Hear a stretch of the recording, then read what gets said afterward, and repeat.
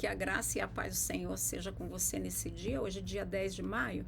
Vamos ler lá no livro de Salmos, capítulo 11, versículo 1, 3 e 4. No Senhor me refugio e coloco minha confiança nele. Então, como você pode me dizer, fuja como um pássaro para a sua montanha? Se os fundamentos forem destruídos, o que o justo inflexível pode fazer ou o que ele operou ou realizou? O Senhor está no seu santo templo, o trono do Senhor está no céu. Seus olhos contemplam as suas pálpebras, testam e provam os filhos dos homens. Nos anos antes de Davi assumir o trono de Israel, ele vivia como um fugitivo. Saul caçava Davi para todo lado. Então Davi sabia o que era viver em constante perigo. Nessa época, alguns amigos dele aconselharam ele, para fugir para uma montanha. Nós podemos olhar e ver que esses amigos até tinham boas intenções, mas Davi sabia que essa seria uma ação errada de se tomar.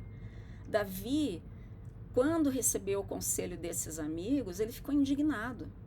Indignado porque, por mais bem intencionado que eles fossem, eles deram para ele um conselho que era baseado no medo. E isso não combinava com Davi. Lembra do Davi, aquele que venceu o gigante? Ele conhecia a Deus. Ele sabia quem era o Deus que ele servia. Então, por essa razão, Davi confiava em Deus 100%, não havia dúvida no coração dele.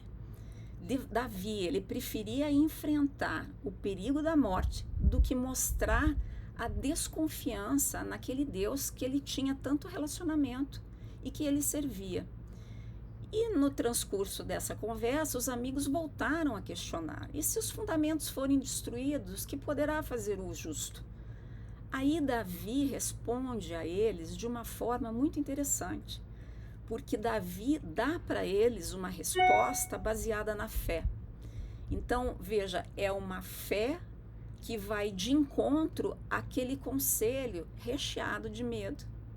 Primeiro, Davi, ele responde lembrando a eles e a ele próprio aonde que Deus está, que Deus está no seu santo templo. E ele diz ainda que Deus não foi para nenhum lugar, Deus permanece lá. Isso nós precisamos sempre lembrar. Deus não sai para passear, ele continua lá no seu templo e nós podemos encontrar com ele a qualquer hora. Então, quando nós questionamos, quando nós pensamos sobre os nossos problemas, as nossas circunstâncias e dificuldades, o conselho do medo às vezes pode surgir no nosso coração. Nós não precisamos nem de amigos para, de repente, surgir com essas ideias. Mas quando nós somos, até de uma certa forma, arrebatados pela dúvida e pelo medo por conta do que está acontecendo, a melhor reação que nós podemos ter é sempre responder a esse medo através da fé.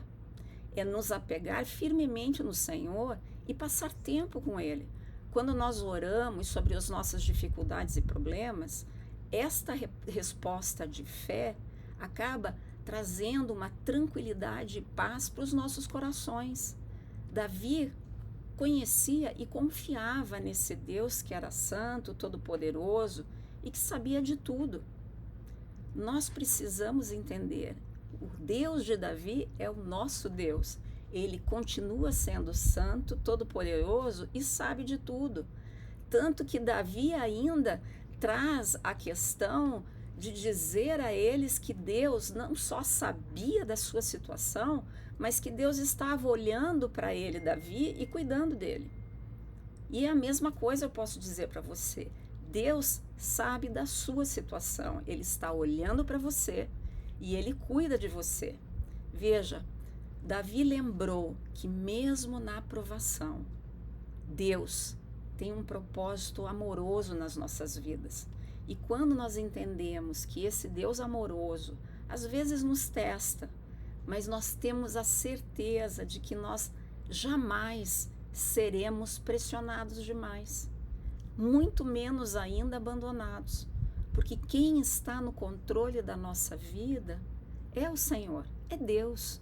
Então, na próxima vez que nós recebermos ou permitirmos essa questão do medo, esse conselho do medo para as nossas ações, vamos lembrar de Davi e seguir o exemplo dele, dando uma resposta recheada de fé.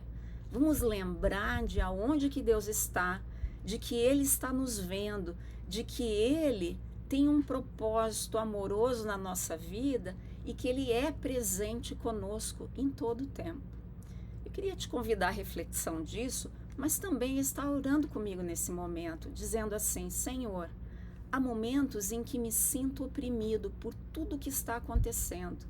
O mal está cada vez pior, muitos passaram a odiar a Ti e a rejeitar a Cristo.